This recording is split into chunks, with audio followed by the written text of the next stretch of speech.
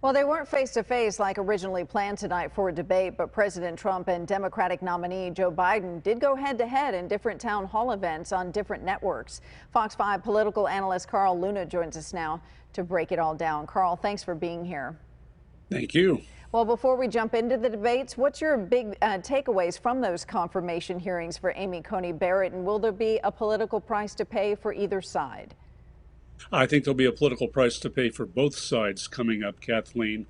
The takeaway is she's going to be confirmed unless something remarkable comes up. Republicans have the votes to do it. But remember, up until recently, it required 60 votes to get somebody confirmed in the Senate. You always wanted to have a kind of a bipartisan approach to Supreme Court nominees. That's now gone. That's completely out the window. So now it's just another partisan battlefield. It's going to hurt the court. Ultimately, she may do less change than people think because the court moves very slowly one way or the other. But Democrats are going to be predisposed to try to get some payback for this. Joe Biden, in his debate tonight, for the first time, was kind of hinting that, yeah, you guys do this to us, we may just pack the court if we get control of the system. We have to make our supporters know that the court will work for them, too. All right, then let's dive into the debate you just mentioned. How would you sum up how each of the candidates did tonight? Oh, two different worlds. Joe Biden's was not quite boring, but it was just a nice, solid, steady debate. He answered policy questions every now and then.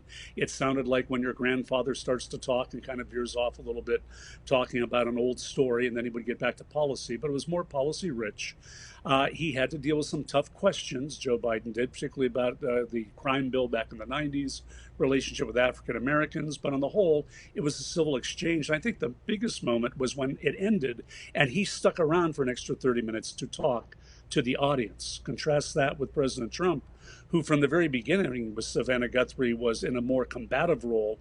She was more aggressive in asking questions of him and trying to hold him to account when he would kind of veer off back to his usual talking points.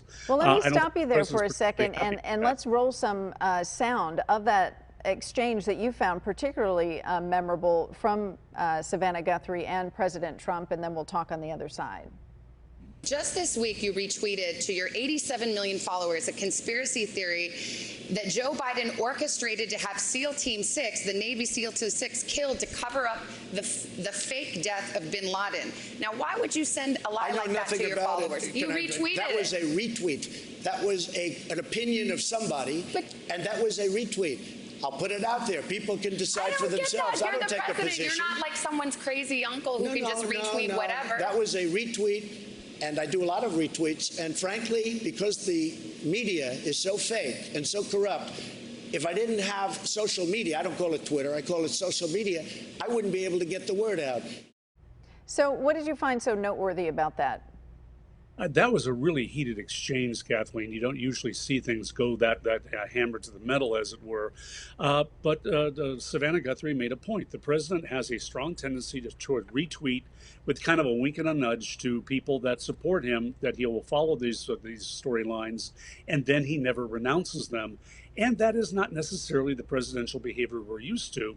It seems to play with his base, but his own supporters have been all over social media attacking her for being too aggressive, which is a sign that the president's people do not think he did as well tonight as they might have wanted.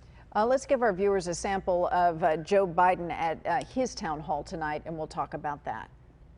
He missed enormous opportunities and kept saying things that weren't true. It's going to go away by Easter. Don't worry about it. It's going to all, when the summer comes, it's all going to go away like a miracle. He's still saying those things. Now, that was Joe Biden sort of hitting that button that he continues to press with voters, and that is over the handling of the COVID pandemic by the president. Did either one of the candidates tonight do anything that is going to change the trajectory of the race or do something that is going to stick with voters in any way?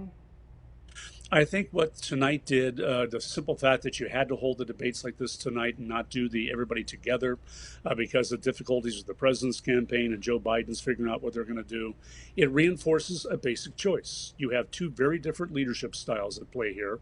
Voters know them, and either a handful of independents might switch one way or the other. The more important issue is, will one side's base support or the other decide, hey, maybe they're not so happy about the person and stay home on election day? That's really what the battle's about, getting out your base support.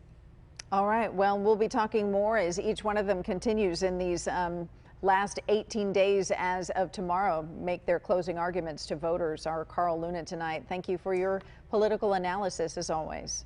Thank you.